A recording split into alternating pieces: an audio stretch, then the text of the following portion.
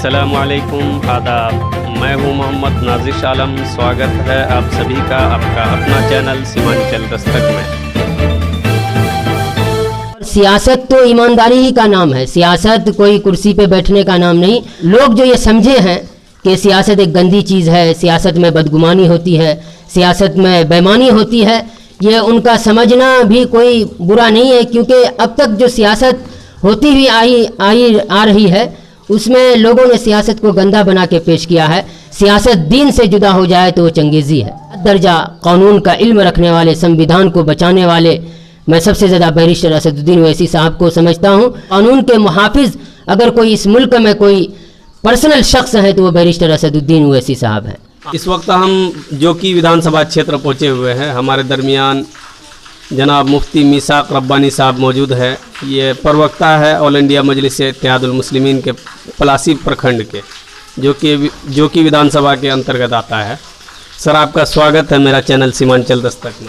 शुक्रिया आपका भी स्वागत है कि आप बहुत दूर से यहाँ तशरीफ़ लाए, और मैं आपका तहे दिल से खैर मक़दम करता हूँ, और आपके सीमांचल दस्तक का भी शुक्रगुज़ार हूँ कि आपने अपने सीमांचल दस्तक से, मैं जहाँ तक समझता हूँ कि आपने यहाँ की जो ज़मीनी ख़बरें हैं उसको सही तौर पे बताने के लिए वाक़ईतन आप दस्तक दे चुके हैं।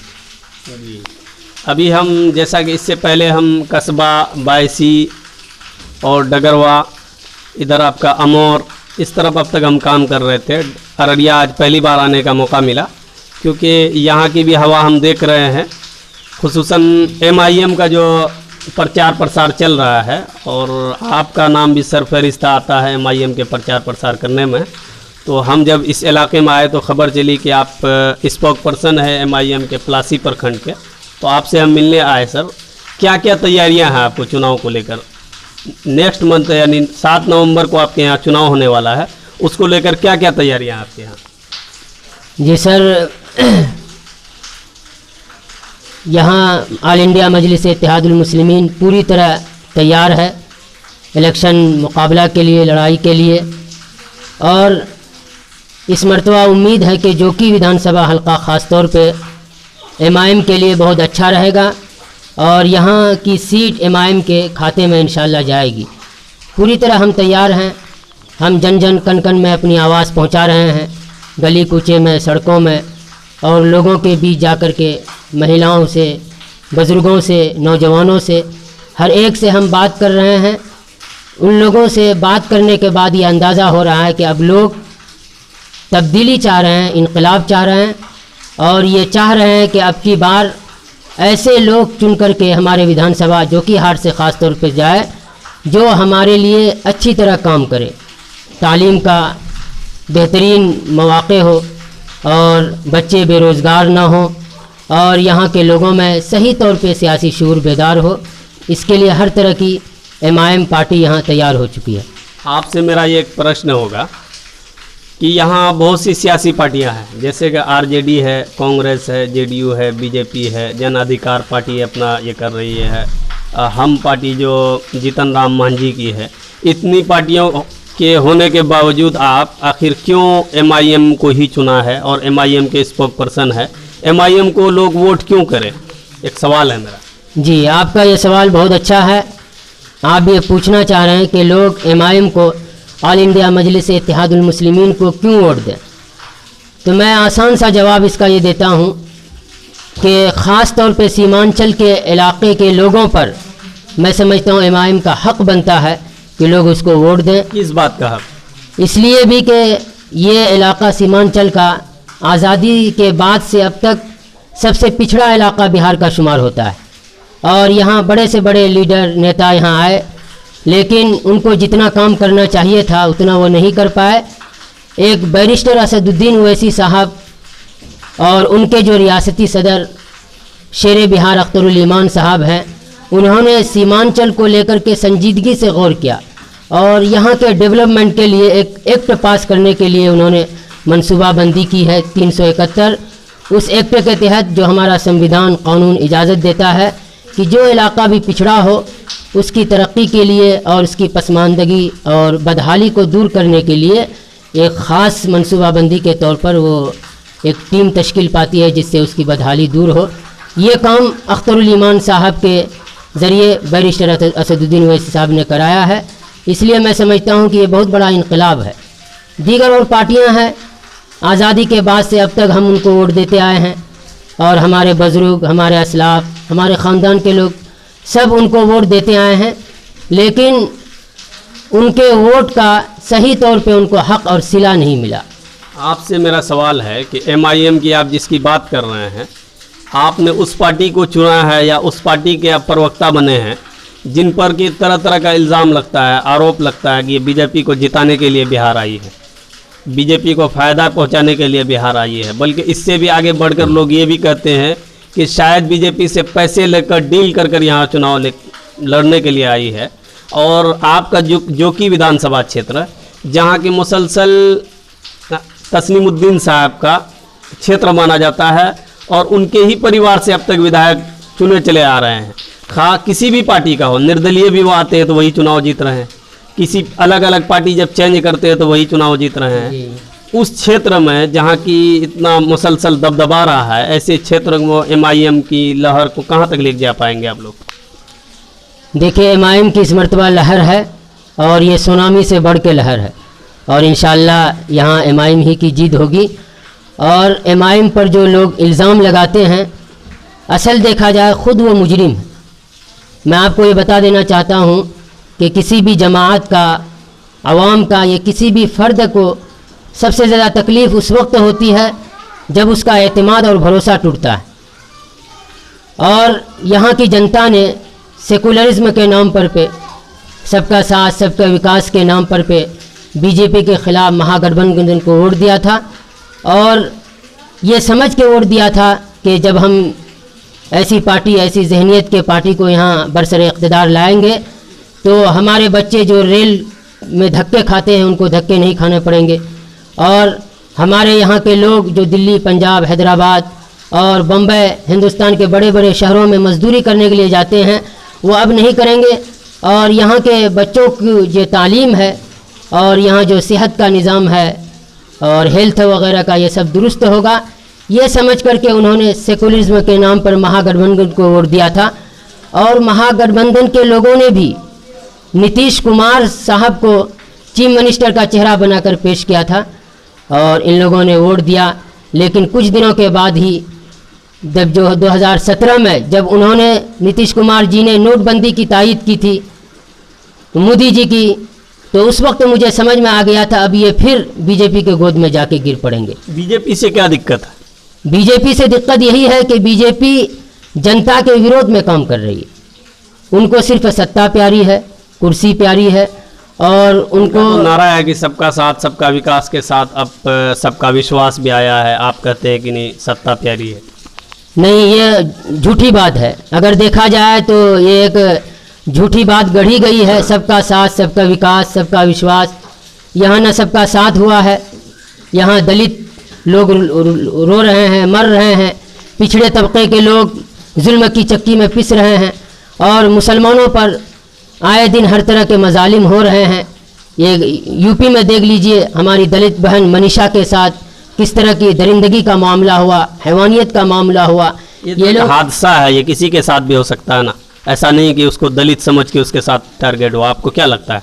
नहीं, ये मैं ये समझता हूँ कि हादसा होने के बाद जिस तरह की सूरत हाल पेश आई है, इससे ये लगता है कि ये मनसूबाबंद तरीके से एक साजिश का हिस्सा है।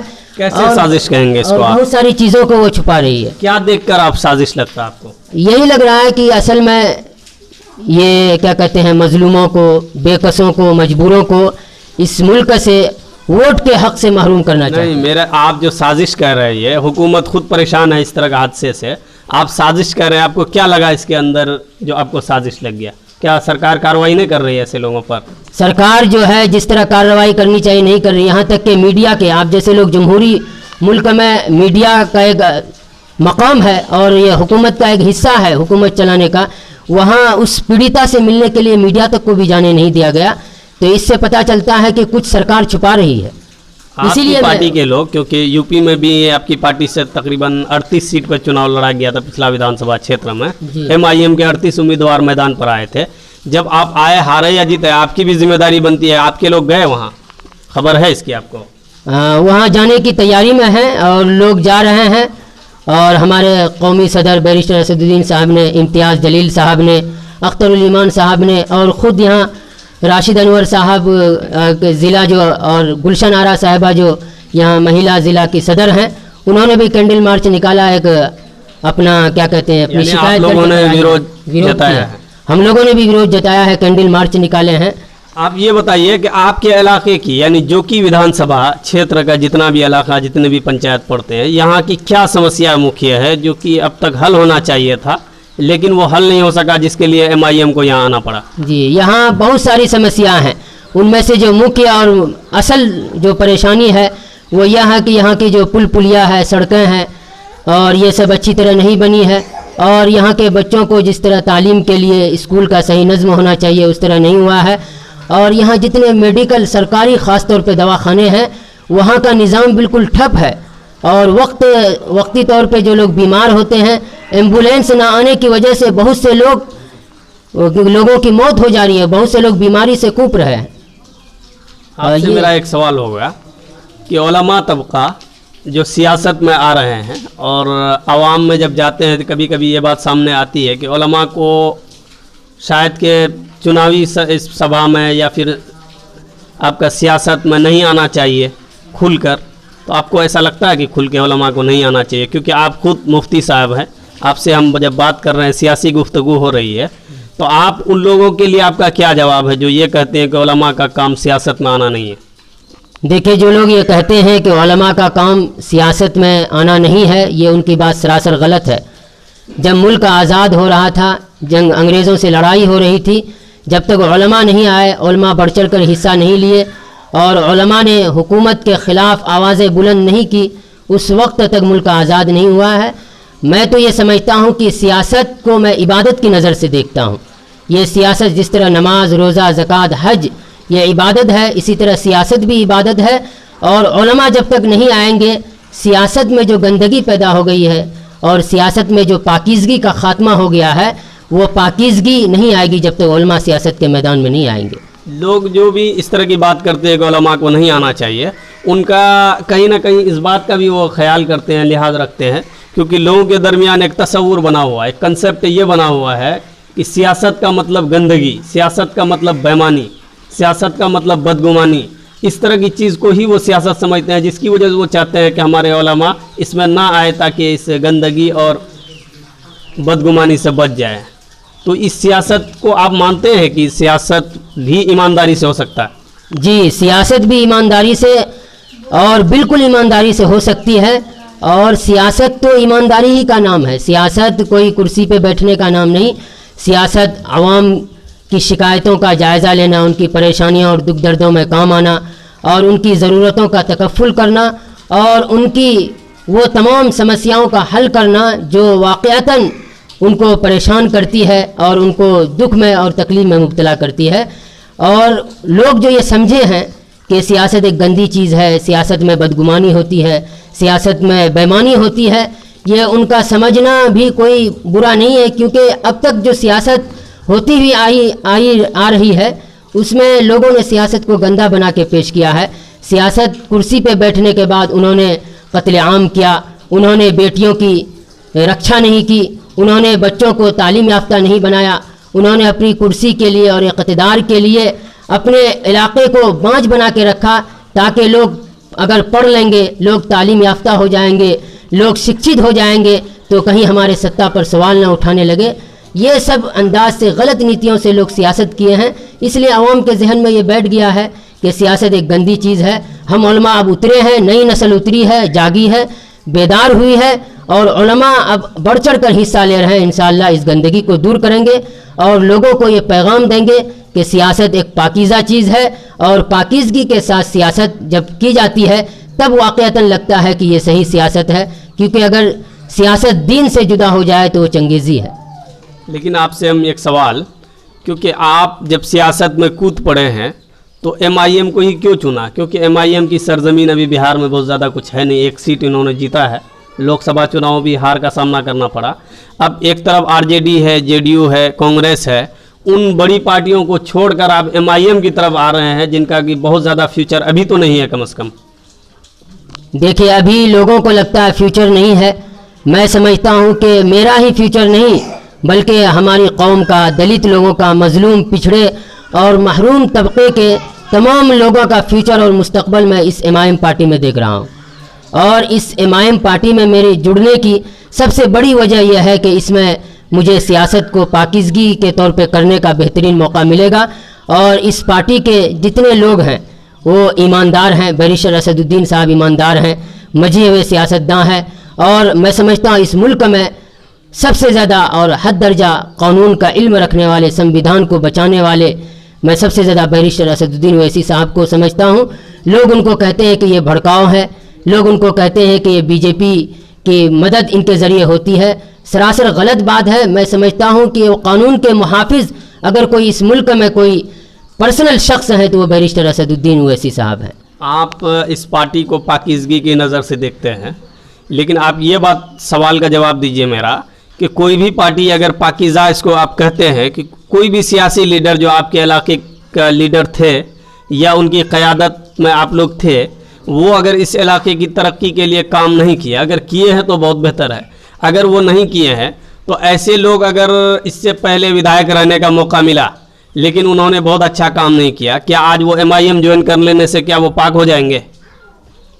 कई लोग, कई ऐसे लीडर देखने को मिल रहा है कि दिगर पार्टी में विधायक थे और लोग उनको वोट नहीं देना चाहते हैं, सच्चाई यही है, उनसे हटना चाहते हैं, लेकिन ऐसे वक्त में वो एमआईएम की तरफ आ रहे हैं, तो क्या एमआईएम का टिकट मिल जाएगा उनको?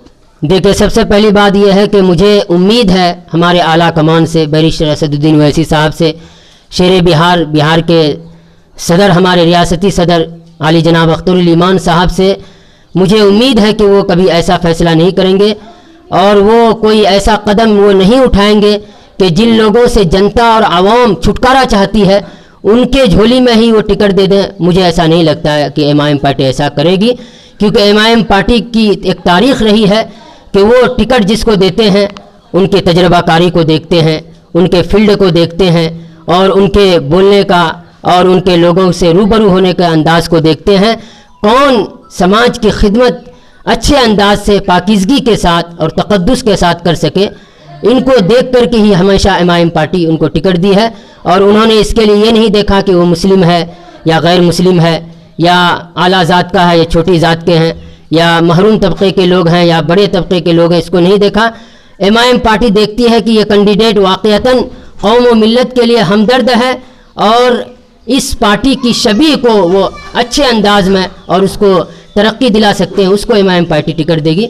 और मैं समझता हूँ कि जनता जिन लोगों से और जिन नाम नहाद सेकुलरिज्म के नाम पर लड़ने वाले पार्टी के उम्मीदवारों से जनता जिनसे छुटकारा चाह रही है, हमें उम्मीद है, कवी उम्मीद है कि हमारे आला कमान उनके लिए फ़ैसला नहीं करेंगे, बल्कि नई नस्ल जो आगे बढ़ी है, जो इस पार्टी के लिए मेहनत कर रही है, जिद्दोजहद कर रही है, कोशिश कर रही है और अपने वक्त के साथ साथ अपनी हर चीज़ की कुर्बानी दे रही है। आपकी नज़र में एमआईएम पार्टी इसको नज़रअंदाज नहीं करेगी। आपकी पार्टी को बिहार में या सीमांचल में मुतारुफ जो करवाया है जिन लोगों ने, कोई दो चार चेहरे का नाम आप बता सकते हैं जिनकी वजह से या जिन लोगों की कुर्बानी की वजह से इस हद तक आज एमआईएम पहुंची है? जी देखिए, मैं जो एमआईएम से जुड़ा हूँ बाज़ाब्ता तौर से, वैसे तो एमआईएम का जब मैंने उनकी तारीख़ पढ़ी एमआईएम की और उनके कारनामे को देखा, हैदराबाद में रहते हुए वहाँ के एमएलएस को काम करते हुए, यहाँ तक के कारपोरेटर वगैरह को काम करते हुए जनता के बीच में मैंने देखा,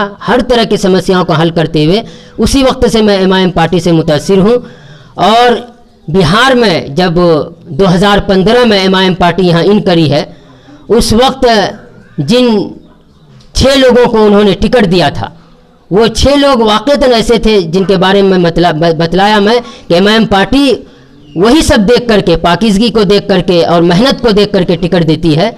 उन 6 लोगों में से मैंने जिन्हें देखा, एक आली जनाब अख्तरुल ईमान साहब को, ग़ुलाम सरवर साहब को और इस तरह कई और लोग हैं, रानीगंज के थे और कस्बा के, बैसी वगैरह के, इन सब 6 विधायकों में ये ऐसे लोग हैं जैसे अख्तरुल ईमान साहब हैं, ग़ुलाम सरवर साहब हैं, मैं इनकी कारकर्दगी से और एमआईएम के लिए हद दर्जा मेहनत और लगन को देखकर मैं उनसे मुतासिर हूँ।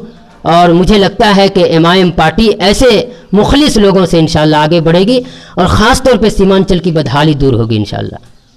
क्या बदहाली है सीमांचल में, क्या दिक्कत है, समस्या क्या है यहाँ? सीमांचल में पूरे बिहार में सबसे ज़्यादा अगर बदहाली है तो वह सीमांचल में है। यहाँ किस तरह की बदहाली है? ये सबसे बड़ी बदहाली ये है कि यहाँ जो तालीम का निज़ाम है, एजुकेशन सिस्टम बहुत गंदा हो चुका है पूरे बिहार में और ख़ास तौर पे सीमांचल में है। स्कूल में तालीम का सही नज़्म नहीं है और बच्चे इसी तरह बेतालीम होके फिर रहे हैं। और यहाँ की जो हॉस्पिटल से दवाखाने हैं, ख़ास तौर पे सरकारी दवाखाने, वहाँ का निज़ाम सही नहीं है। हमारी औरतें जो दर्द ज़ह में मुब्तला होती हैं और उनको विलादत का मरहला पेश आता है, जब वो हॉस्पिटल पहुँचती हैं तो वहाँ उनके साथ गलत रवैया, गलत व्यवहार होता है। डॉक्टर मुहैया नहीं होते हैं, सही दवा और सही इलाज नहीं होता है। उसकी वजह से बहुत सी औरतें दम तोड़ देती हैं, आंखें हमारी नम हो जाती हैं उनको देख करके, और बहुत से बच्चे माँ के पेट में ही वो मर चुके होते हैं। ये सब समस्याएं हैं। पुल पुलिया का समस्या है और यहाँ की जो नदी है, और सबसे बड़ा मसला जो यहाँ सैलाब से जो सबसे ज़्यादा मुतासिर इलाका है वो हमारे सीमांचल का है, जो कि हाट का है, अररिया का है, किशनगंज का है। और यहाँ सैलाब से हर साल फसलें तबाह हो जाती है। किसान अर्क़रेज़ी के साथ पसीने बहा बहा करके खेती करते हैं और जब खेती पकने को आती है, सैलाब की तबाही में उनकी खेती बर्बाद हो जाती है और वो रोते रहते हैं। और इन रोने की वजह से, बदहाली की वजह से अपने बच्चों को दिल्ली, पंजाब, हरियाणा, बम्बई, हैदराबाद मजदूरी के लिए भेज देते हैं ताकि वो दो पैसे कमा के लाए और हमारे पेट की आग भूख बुझ सके। ये सब समस्याएं इंशाअल्लाह एमआईएम के यहाँ आने से पूरी तरह मैं यकीन करता हूँ कि हल होंगी। आप एमआईएम के प्रवक्ता है, जिसकी वजह से आप पर एक सवाल बनता है कि एमआईएम पार्टी की दीगर पार्टियां जो है उनमें कहीं भी कैंडिडेट को लेकर बहुत ज़्यादा लड़ाई नहीं है, लेकिन एमआईएम ख़ास तौर से उन सीटों पर जहां पर वो मजबूत है, उन सीटों पर कैंडिडेट का आपसी तनाव है। दो दो तीन तीन लोग आपस में लड़ रहे हैं कि टिकट के दावेदार हम हैं, हमें मिलना चाहिए। दूसरे लोग कह रहे हैं हम हैं। आप मान लीजिए आपका जोकी है, जो पूर्व में जहाँ जहाँ लड़ा गया इलेक्शन, बायसी है, वहाँ भी तीन तीन कैंडिडेट दावेदार हैं। अमोर है, वहाँ भी 13-14 लोग थे, लेकिन अभी कुछ हद तक उस पर कंट्रोल आया है। अभी अख्तर साहब के बारे में चर्चा चल रही कि वो आ रहे हैं इलेक्शन में। लेकिन इस तरह क्यों हो रहा है कि एमआईएम पार्टी में कई उम्मीदवार आ रहे हैं और इलेक्शन बिल्कुल करीब है, अभी तक पार्टी का ऐलान नहीं हुआ, हालांकि किसी भी पार्टी का नहीं हुआ है, लेकिन एमआईएम में जो जज्बा लोगों का देखा जाता है कैंडिडेट को लेकर कि हमें ही टिकट मिलना चाहिए, ऐसा क्यों हो रहा है? देखिए, आप जो फरमा रहे हैं कि एमआईएम के लिए कई कैंडिडेट, कई उम्मीदवार हैं, मैं समझता हूँ ये एमआईएम के सीमांचल इलाके में बड़ी कामयाबी है। एक वक्त वो था जब एमआईएम को यहाँ कोई जानता नहीं था। अब ये 5 सालों के अंदर ऑल इंडिया मजलिस इत्तेहादुल मुस्लिमीन ने बज़ाहिर कोई कामयाबी हासिल नहीं की है। एक कमरुल हुदा साहब विधायक के अलावा उनके कोई और जीत कर नहीं आए हैं, लेकिन ये बात ज़रूर है कि दिलों पे एमआईएम ने यहाँ हुक्मरानी की है और लोगों की मोहब्बत को एमआईएम ने जीता है। और एमआईएम के कैंडिडेट को लेकर जो आप बता रहे हैं कि एक सस्पेंस है, कई लोग उम्मीदवार हैं, तो ये एमआईएम की कामयाबी है। लेकिन जो लोग भी उम्मीदवार हैं वो तनाव के शिकार नहीं हैं, बल्कि हर एक ये कह रहे हैं कि आला कमान जिनके हक़ में फ़ैसला करेंगे हम तैयार हैं, जिनके हक़ में भी टिकट का फ़ैसला होगा हम उनकी मदद करेंगे और एमआईएम के लिए मेहनत करेंगे और हम लड़ेंगे नहीं। ये जज्बा है एमआईएम के उम्मीदवारों के अंदर और जमहूरियत है। हर शख्स अपने हिसाब से दावेदारी के लिए पेशकश कर सकता है, लेकिन आला कमान इंशाअल्लाह एमआईएम को उन्हीं को टिकट देंगे जो उनके उसूलों के मुताबिक और उनके जो सियासी पाकीज़गी है उनके मुताबिक वो खड़े उतरेंगे। मेहनत और लगन पे जिनको वो देखे हैं साबिक़ा तौर पर मेहनत और लगन, उनके हिसाब से वो इंशाअल्लाह टिकट देंगे। जैसा कि आपने जवाब दिया है कि कई कैंडिडेट का आना या दावेदारी करना इस बात की अलामत है कि एमआईएम मजबूत है। एमआईएम की मजबूत होने की दलील है कि कई लोग आज दावा करते हैं कि हम बढ़ गई है जी। तो ये थे जनाब मुफ्ती मिसाक रब्बानी साहब जो हमसे बात कर रहे थे, एमआईएम के स्पोक पर्सन है पलासी प्रखंड के। इनसे हम सियासी गुफ्तगू हो रही थी हमारी और बहुत अच्छे अंदाज में ये जवाब दे रहे थे आपका हम बेहद शुक्रगुजार हैं कि आपने हमारे चैनल सीमांचल दस्तक के लिए अपना कीमती वक्त निकाला। बहुत बहुत शुक्रिया आपका भी, आप बहुत कीमती वक्त निकाल कर आए। और आपका सीमांचल दस्तक मैं समझता हूँ कि ये तरक्की की दस्तक है सीमांचल के लिए, और इसी तरह जन जन कन कन आपकी मेहनत रही तो लोगों में इंशाल्लाह सियासी शूर बेदार होगा। लोग समझेंगे कौन जनता के लिए खिदमत गुजार हैं, कौन अब किन को कुर्सी प्यारी है और किन पर आवाम एतमाद करे तो उनका आवाम का एतमाद दोबारा न टूट पाए, क्योंकि जनता ने महागठबंधन के नाम पे वोट दिया था, वो एतमाद उनका अब टूट चुका है और जनता अब जाग चुकी है, आवाम बेदार हो चुकी है कि अब दोबारा हम एक ही बिल में एक ही सुराख से हम दोबारा नहीं डसे जाएंगे। इंशाअल्लाह इनकलाब आएगा। आपका बेहद मैं शुक्रगुजार हूँ। इस तरह का वीडियो के लिए हमारे चैनल सीमांचल दस्तक के साथ जुड़े रहें। शुक्रिया।